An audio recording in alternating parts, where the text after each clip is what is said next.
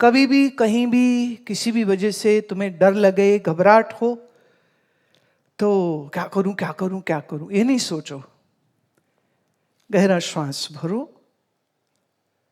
जितना भरा आपने उससे डबल मात्रा में छोड़ो। मतलब श्वास भरा 1 2 3, पर छोड़ा क्या 6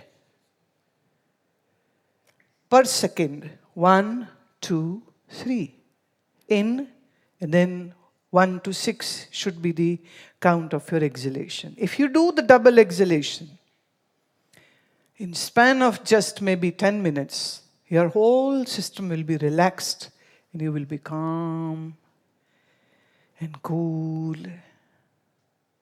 Whatever the difficulty might be, sometimes the difficulty is just in your head,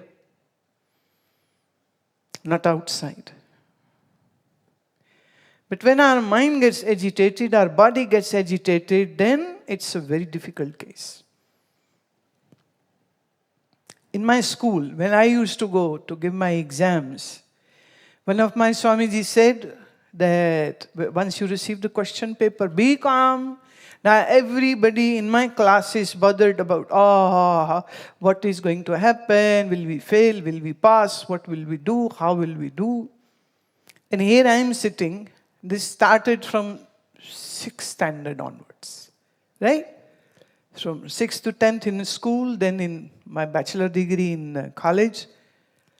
So I am just with my open eyes, I am keeping my eye gaze fixed on the desk or in front at the blackboard, somewhere. My eye gaze is fixed. Inhaling deep, exhaling longer. Nobody knows what the hell I'm doing. Everybody is fidgeting. I am cool as cucumber. Paper comes. So in my mind, I just do a gentle, soft prayer, small one. Read the paper. Tick mark the questions, what I know, the answers for sure, 100%. And start with those. Then we'll go for those which I'm a bit unsure. But then, because the breathing is maintained and calm and cool, hence, my subconscious is going to supply the answers to my conscious mind. So a beautiful channel gets created. भाई जब class में teacher पढ़ा रही थी तो हम सो थोड़ी रहे थे। हालांकि कईयों की क्लास में तो दिल सोने का ही होता है, पर जब टीचर ज्योग्राफी हिस्ट्री करा रही थी तब सुनी तो रहे थे ना। अब रट्टे मार मार दोबारा याद नहीं भी किया, पर हमारे अवचेतन मन में तो सब कुछ गया है। पर जैसे हमने कॉन्शियस माइंड को शांत किया तो आपके अवचेतन मन में क्या क्या गया है वो सहजता से निकलना शुरू हो जाएगा। हाफ टाइम पे मेरा पेपर खत्म हो जाता था। Just at half time, I would say, teacher, I'm done. And teacher would be upset. You cannot give me. Wait. Recheck. I have done it. Double check. Okay. Then again, ma'am, my paper is done. And I would be always the first one to walk out of the examination room. And at that time, nobody asked me, so I never revealed my secret. Here I am telling you, all of you, this was the secret. When I am in my class, in the school, I'll pay 100% attention to what teacher is teaching. And then I know, in my final attempt, in my exams, this attentiveness will pay me back. So I would pass my exams. I was never very ambitious. I never wanted to be in a merit list because my mind was hell-bent on some different things. But I had to do the school, so I did it. So when you do this, okay, especially if at the night time, because of some worry or anxiety, you can't sleep. Don't worry. Although you are worrying, but still don't worry. Make this mudra Shanmukhi Mudra. Inhale in and do the Brahmari. And when you do the Brahmari, your vagus nerves get stimulated, which will balance your parasympathetic system, which means you'll have a very good sleep. And if you have slept well, next morning you will be so ready to do whatever you are supposed to do. What calms? Deep breathing. What stimulates your vagus nerve? The powerful vagus nerve which is controlling your all body system. That gets stimulated when you do double exhalation rhythm. 4 in, 8 out. 5 in, 10 out. 3 in, 6 out. So either you do this or you do Brahmari. Do this regularly for next 6 months. I promise you, your intellect will become better than Einstein, maybe. If not, then maybe at par. If not, maybe just 2 points lesser than him.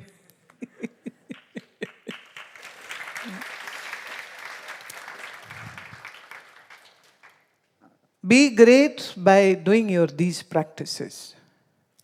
आपके मन को मजबूत कौन बनाएगा? बजरंग बली ताकत दे दे, बजरंग नहीं, कुछ नहीं होने वाला. बजरंग बली खुद क्या करते हैं? शिव की भक्ति करते हैं, शिव की उपासना करते हैं, राम राम मंत्र करते हैं और बहुत सा प्राणायाम करते हैं. तो बजरंग बली के बल का रहस्य क्या? योग. तो आपके बलवान होने का रहस्य क्या होगा? योग. अब मुझे एक बात बताओ, ये योगासन किसी मुक्ति के लिए नहीं है. ये अपनी कमियों को ठीक करने के लिए, अपने आप को मजबूत बनाने के लिए, अपने आप को ताकतवर बनाने के लिए. क्यों? ताकि हमारे मन पर जो अज्ञान के पर्दे पड़े हुए हैं हम उनको उठा सकें. एक छोटा सा सवाल ले रही हूँ. कृष्णा लुधियाना से. अच्छा, पूछते हैं हमारे दादी दादा की मृत्यु हो जाती है तो हमें बहुत दुख होता है. इस दुख से मुक्ति के लिए क्या करें? बस ये जान के कि इस दुनिया में सदा कोई भी नहीं रहता है. मैं इसीलिए बोलती हूँ कि हर बच्चे को मृत्यु का परिचय देना चाहिए.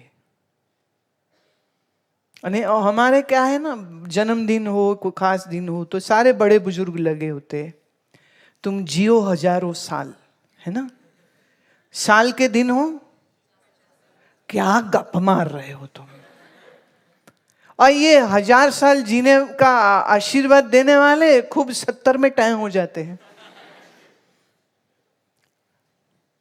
अब उसके पीछे एक और भी बड़ा कारण है ना, खास करके चूंकि ये बच्चा लुधियाना से आया है. हमारे पंजाबी लोग सब कुछ भूल सकते हैं, अपने परांठे नहीं भूल सकते हैं? परांठा आने दो, दाल मखनी आने दो.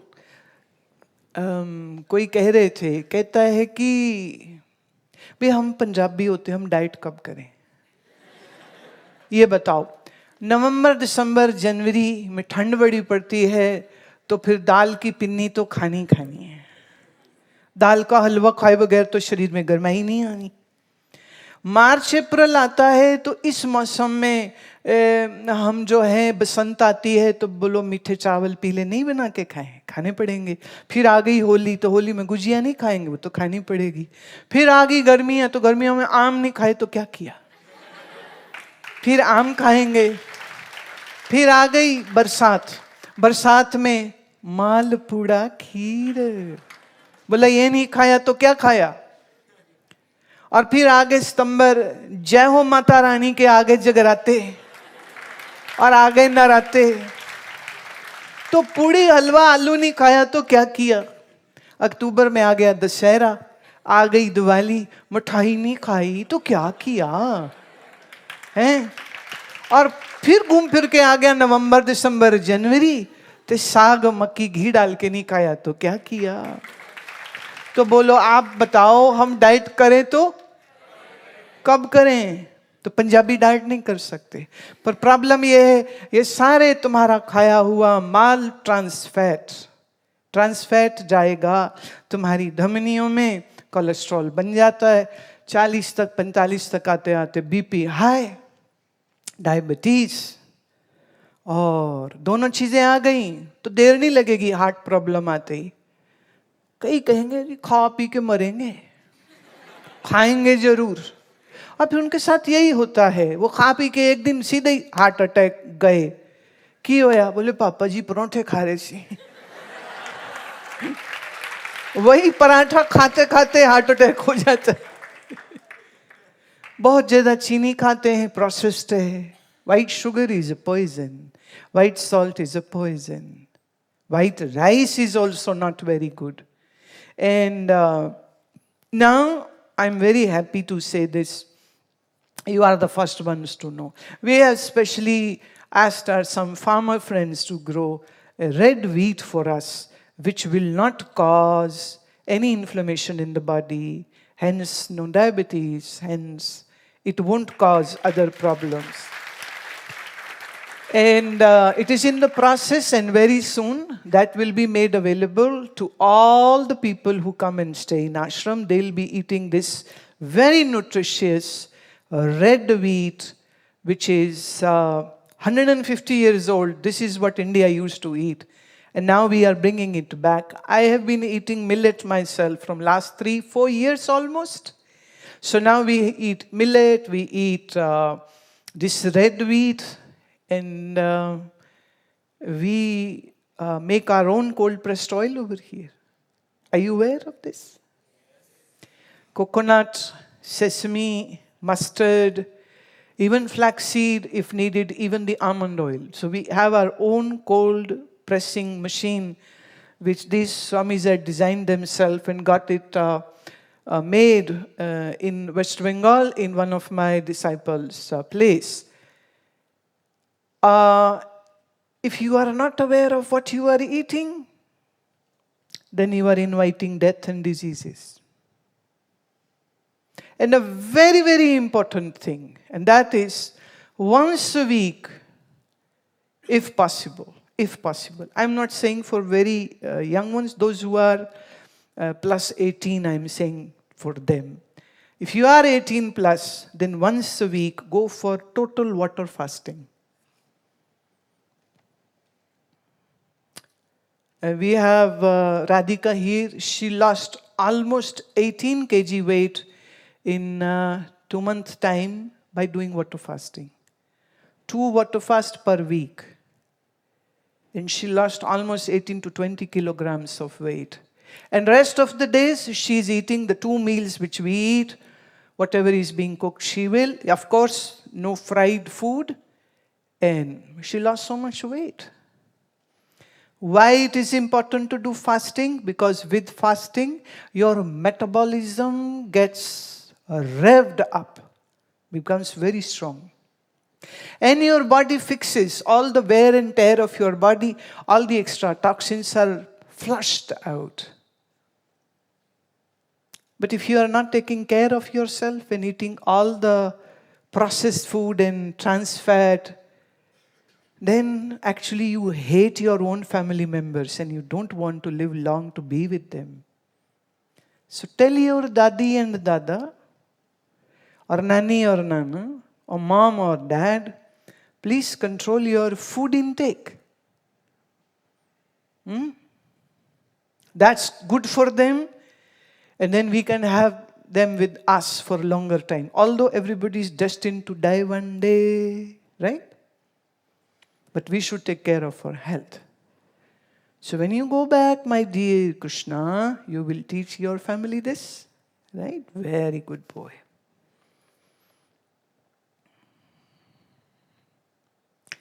बहुत सारे बच्चों ने सवाल लिखा है कि अब जब हम मंत्र जप या कुछ करने बैठते हैं अच्छा तो लगता है, पर मन फिर कुछ बुरी बुरी चीजें भी सोचने लग जाता है, उसका क्या करें? भाई थोड़ा सा मन में प्रेम लाओ, थोड़ा सा। ये लड़का लड़की वाला नहीं कह रही हूं, वो प्रेम होता भी नहीं है, वो सिर्फ फिजिकल अट्रैक्शन होता है, इससे ज्यादा कुछ नहीं होता। उसको अच्छे अच्छे नाम दे देते हैं। तू मेरी जान है, तू मेरा दिल है, तू मेरा जिगर है, तुम्हें देखता हूं तो मेरा सूरज निकलता है। झूठ, झूठ, बिल्कुल गप। फिजिकल अट्रैक्शन है। इसीलिए एक ही टाइम पर 4-4 गर्लफ्रेंड्स बॉयफ्रेंड्स चल रहे होते। एक से टूट गई, चल कोई नहीं तू है, वो गया, चल कोई नहीं तू है। लोग बड़े प्रैक्टिकल हो गए, यूज एंड थ्रो, जैसे नैपकिन। ऐसे लोगों ने रिश्ते बना लिए, यूज एंड थ्रो। प्रेम व्रेम कुछ नहीं है। प्रेम वो है जो तुम्हें ऊंचा उठाए। प्रेम वो है जो तुम्हें बुद्धिमान और शुद्ध हृदय और सात्विकी बनाए। वो सिवाय परमात्मा प्रेम के और कोई हो नहीं सकता। और अजब गजब बात यह है कि जिसको मैं परमात्मा कह रही हूं वो किसी एक जगह में नहीं रहता है, मेरे ही भीतर, मुझी में है। अब ज्यों ज्यों आप साधना करते, ज्यों ज्यों आप मंत्र जप करते, चाहे वो श्री कृष्ण का, राम का कि शिव का, आप किसका भी नाम के साथ अगर प्रीति करते हैं, मंत्र जप करते हैं, बैठे और रीढ़ की हड्डी सीधी की और गहरा श्वास और भीतर जाती श्वास में ओम नमः शिवाय, श्वास बाहर छोड़ी, ओम नमः शिवाय, ओम नमः शिवाय। 1 into 2 है ना रेशो, तो 1 बार अंदर 2 बार बाहर, 2 बार अंदर तो 4 बार बाहर। और इस पर आप काम करना, तुम्हारा श्वास इतना गहरा और लंबा हो जाए कि एक पूरी गायत्री तुम एक श्वास में कर जाओ। ओम नमः शिवाय तो सिर्फ 3 शब्द है, गायत्री में 24। कितना गहरा श्वास। और इतना लंबा श्वास अगर आपने कर लिया तो बेटे आपका मन आपका हाथ बांधा गुलाम हो जाएगा। आपकी आज्ञा में मन चलेगा, मन से कभी परेशानी नहीं होगी। जितना जितना मन शांत होगा उतना उतना प्रभु से प्रीति और बढ़ जाती है। और जितना प्रेम, प्रेम वो जादू है जो तुम्हें निखार देता है, सुंदर बना देता है, बहुत सुंदर बना देता है, बहुत आकर्षक बना देता है। क्योंकि आपके पास प्रेम की शक्ति होती है।